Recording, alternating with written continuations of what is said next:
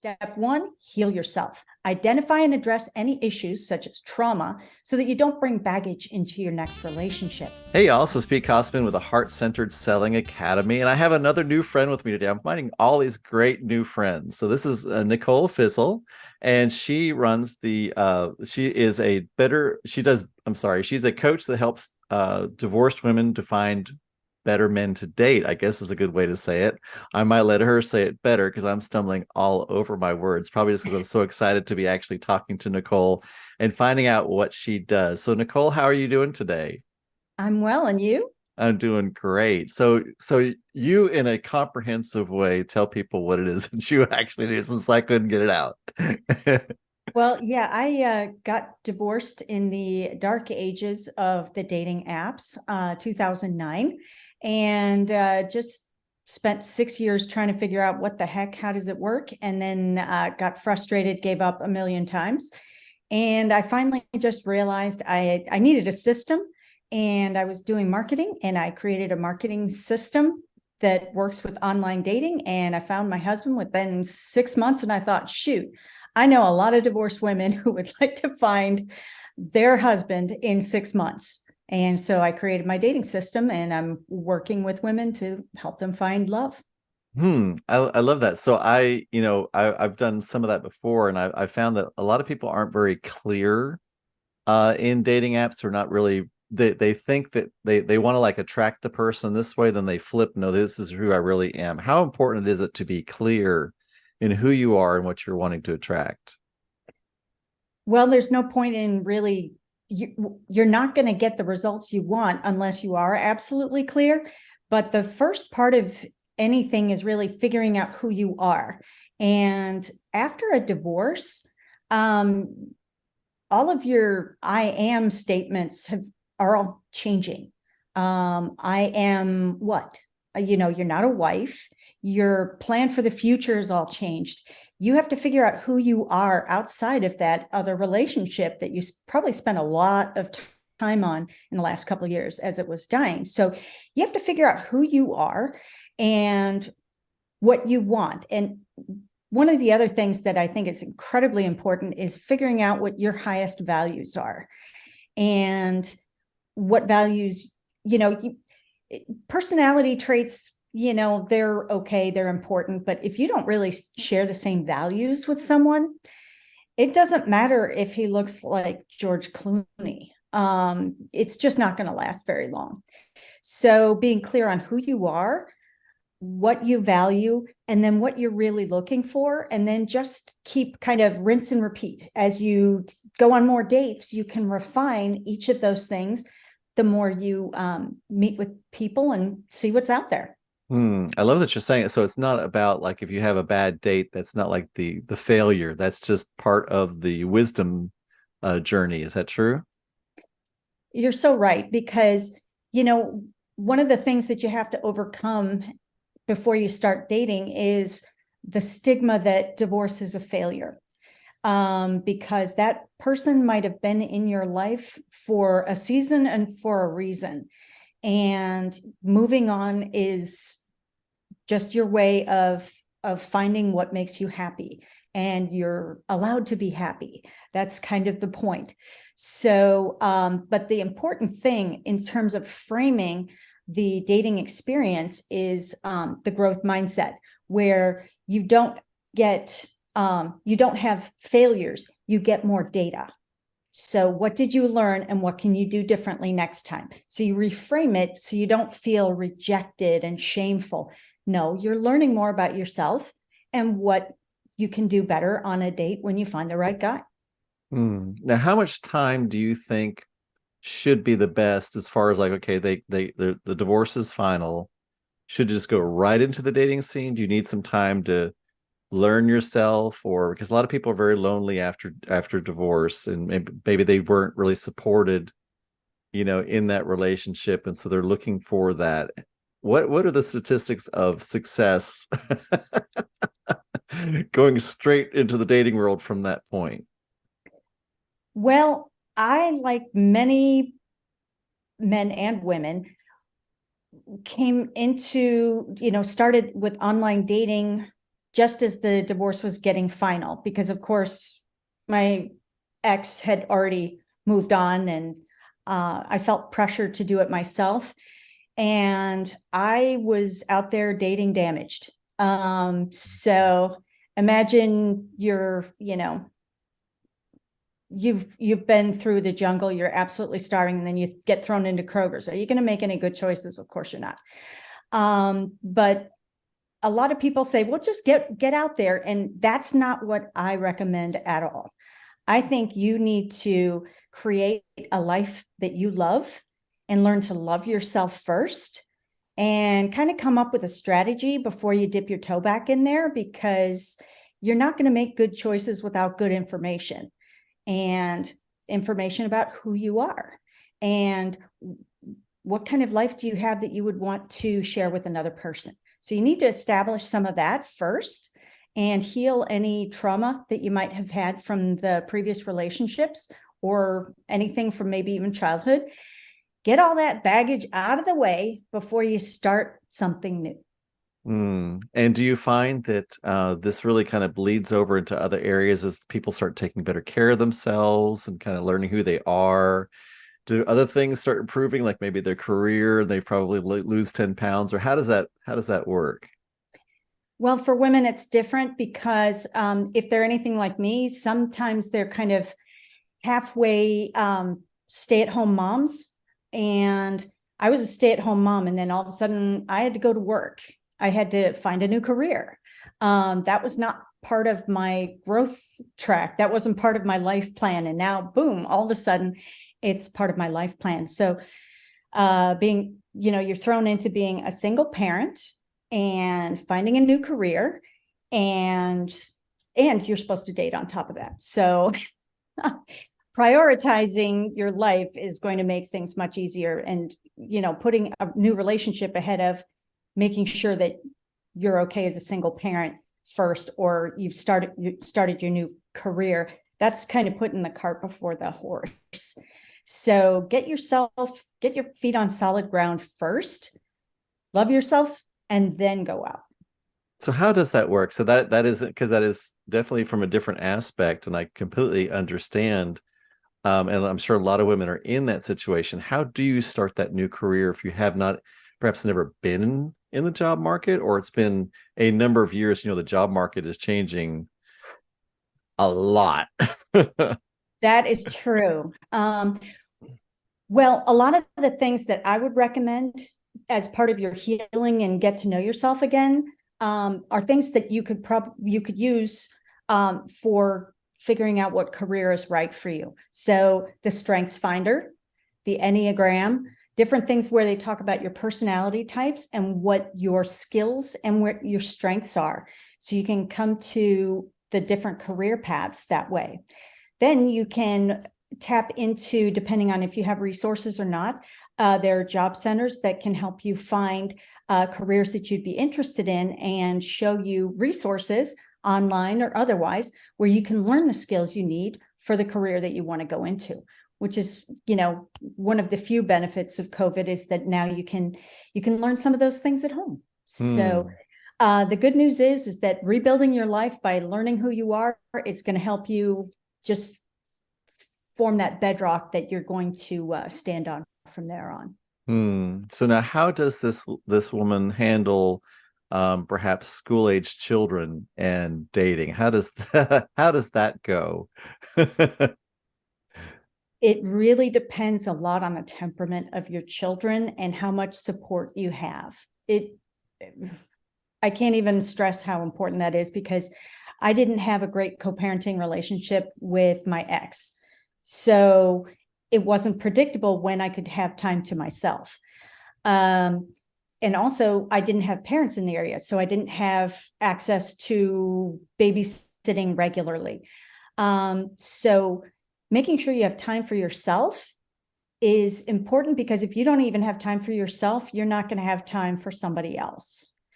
And you need to communicate in an age-appropriate way to your children, this is mommy's time, and that sort of thing. And, they're probably going to see their dad with somebody else. And that seems to be, here's the weird thing. Usually seeing dad with a new woman, they're kind of okay with that. But seeing mom with a new guy, not okay. I'll never forget, my daughter was, I don't know, maybe 8. And I brought home somebody that I was dating, and she backed him up against a tree and said, when are you going to marry my mom? Because she wanted me to be married, but she didn't want me to date. So kids don't know what to think about that. So having a lot of conversations with them, maybe even talking with their school counselors, because they know they've seen families go through divorces before, and they'll be able to give you some great tips on that. I, of course, put my daughters in therapy right away so that they had a safe place for them to express their feelings. But dating with children is going to be different depending on their personalities. And what I've found from talking to other women is, if you have more than 2, you got one that's angry all the time about it. And the more you talk and talk and talk, the better that's going to be. What's your do you have like a time frame, like how long you should date somebody before you bring them home or introduce them to your children? I am a huge, huge, huge fan of a book by Steve Harvey called Think Like a Man, Act Like a Lady. And part of the reason why I love it is because it's kind of like the owner's manual to a man's mind. All right. And it was a game changer for me. And I don't know if I would have recognized what a great guy my husband was when I was dating him without that book. It's that amazing. But what Steve Harvey says is that fairly early in the relationship, you should introduce the man to your children in kind of like a park setting or something like that, so that he can see you as not just, a potential romantic partner, but part of who you are as a woman is you're also a mother. And they will get to see you in that role and see where or how or if he would be able to fit in that. And you don't want to, go too far down that path where you absolutely adore each other and then realize that bringing his kids and your kids into it is going to blow up your relationship. His opinion is that it's better to do it early on. He advocates earlier than I would recommend, but I think a lot of it has to do, again, with the personalities of your children and how well they are adapting to you dating. Now, what about, the Brady Bunch principle? Now he's got kids, you've got kids, they all come together. And now you got this huge, beautiful, wonderful family with Christmas every single day, right? Blending. Yeah. So imagine a blender with ice cubes and cell phones and yogurt, and it's just one big old mess. Some kids are going to, so one of the issues that you're going to have, depending on the number. So in my situation, I have 2 daughters and my husband has 3. So they are, the 2 oldest were used to being the alphas in their houses. Okay, so that was difficult for them to reconcile that. And then the 2 youngest were used to being the babies, but one of them isn't a baby anymore. So, the birth order is very important to their personalities as they develop. Well, you're changing the birth order sort of when you blend them.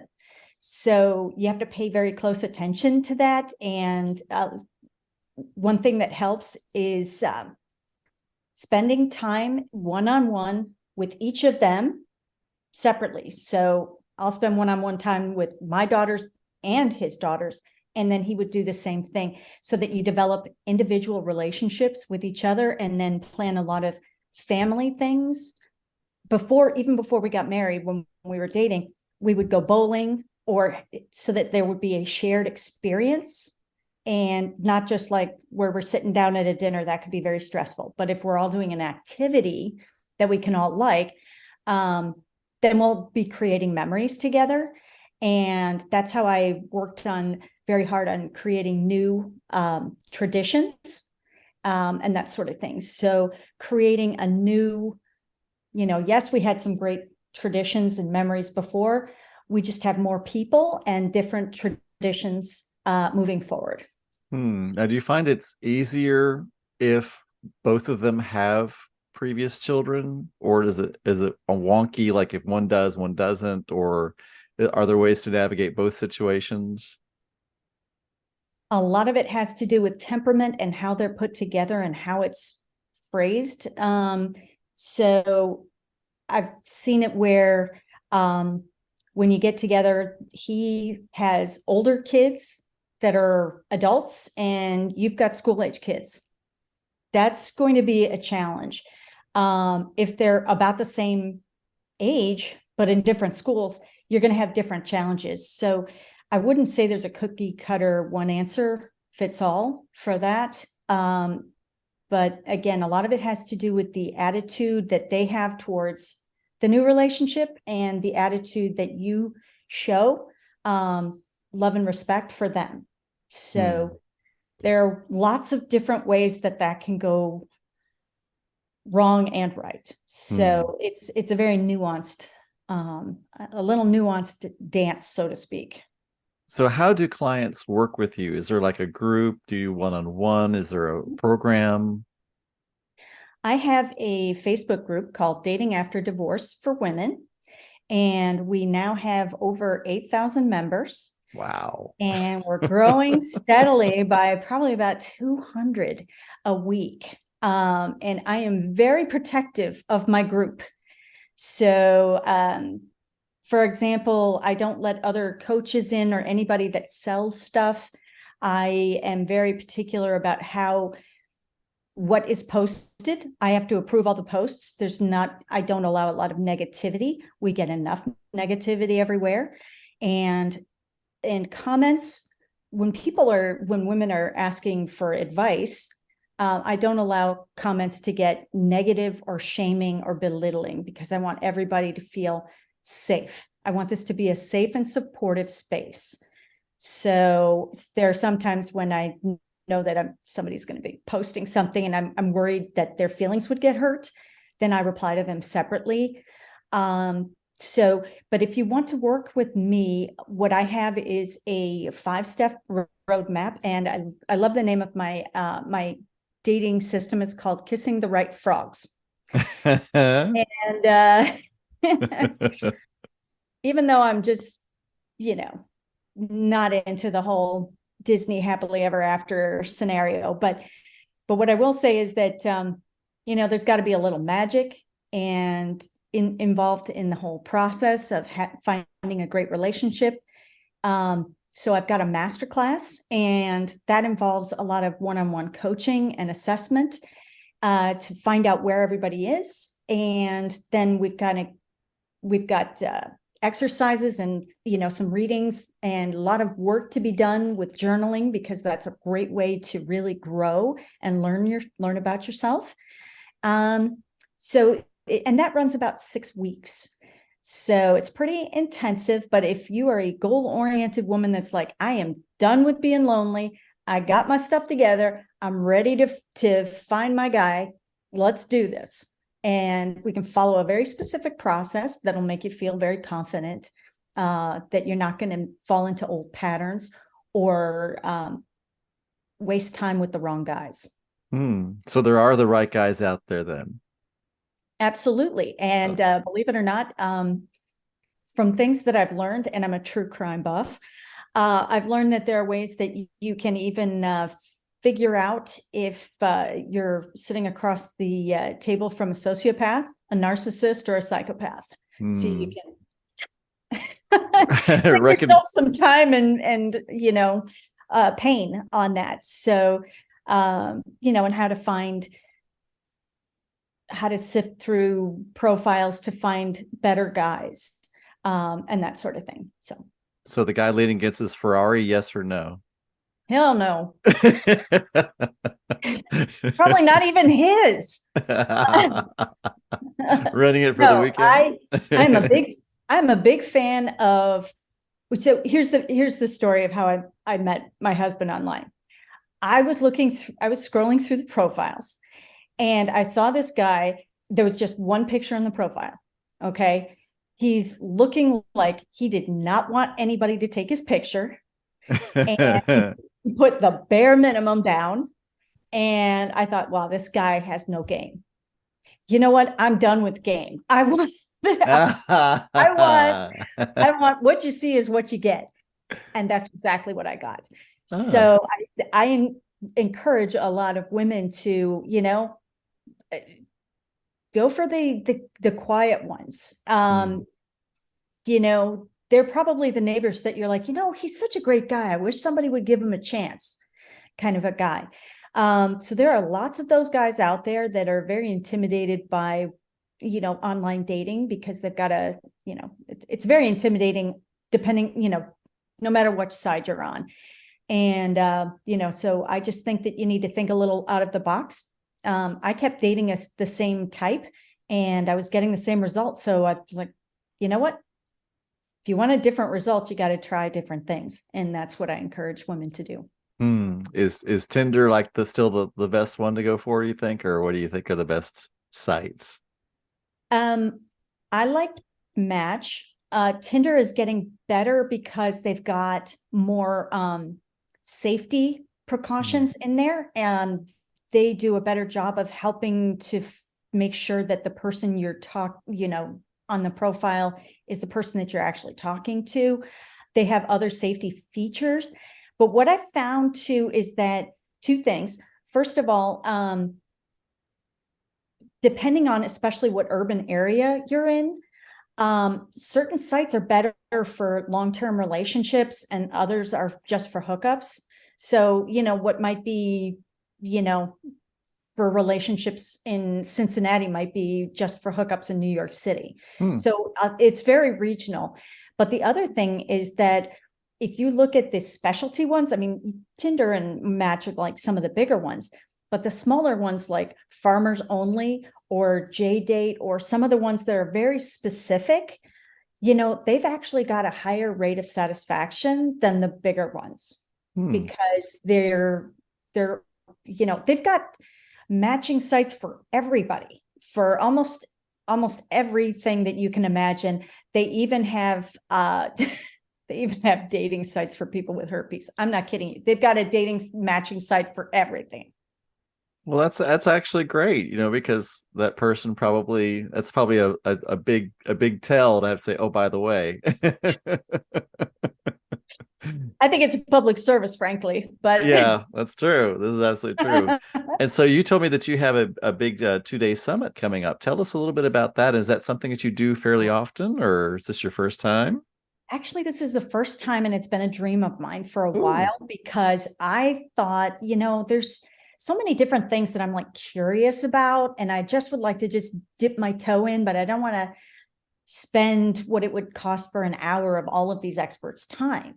So I just thought it'd be fun to have, if you're really trying to, put on your New Year's resolution list, get a great guy and have a great relationship, and you want to, obviously January didn't do it for you.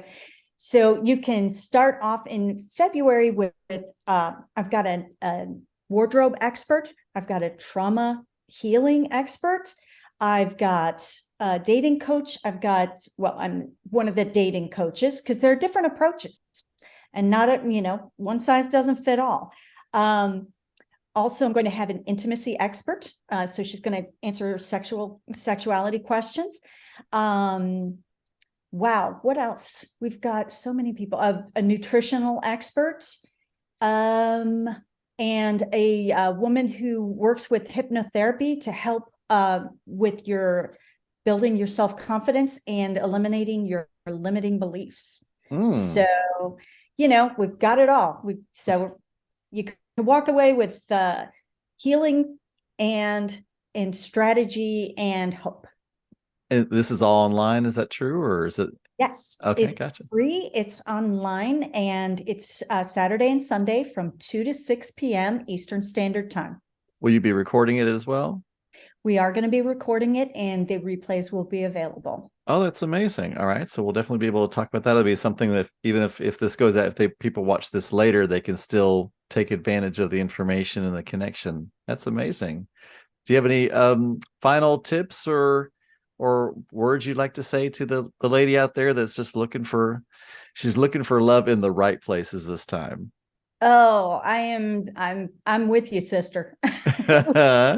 And there are just so many wonderful things that that you need to look at. My 5-step roadmap that for my dating success system is first of all, heal yourself. Second of all, define or redefine yourself. Get online. Working on your dating, communication. When do you go out? What do you wear? All that kind of stuff. And that's usually where a lot of dating coaches stop. And that's not where I stop, because when you're in your first 6 months of a new relationship, that's when things like your attachment styles and red flags that weren't noticed before are starting to come up, and you need somebody to call yourself on that, or patterns that you thought you'd gotten rid of kind of come back. So kind of, I make sure that if you're in my Facebook group and you found a great relationship, I want you to stay in there and give people the benefit of your experience, because, nobody can help another woman quite like another woman. And that's what I love about my dating system. That's awesome. Well, thank you, Nicole. So I will put the links down below for all the amazing things she's doing. I assume you have websites as well, and Yeah. all the good stuff. You're on all the Yes. socials still. Oh boy. Well, thank you, Yeah. Nicole. Appreciate you so much. And thank you for being on the Heart Centered Selling Academy podcast. And we'll be talking to you soon. Okay. Thank you so much.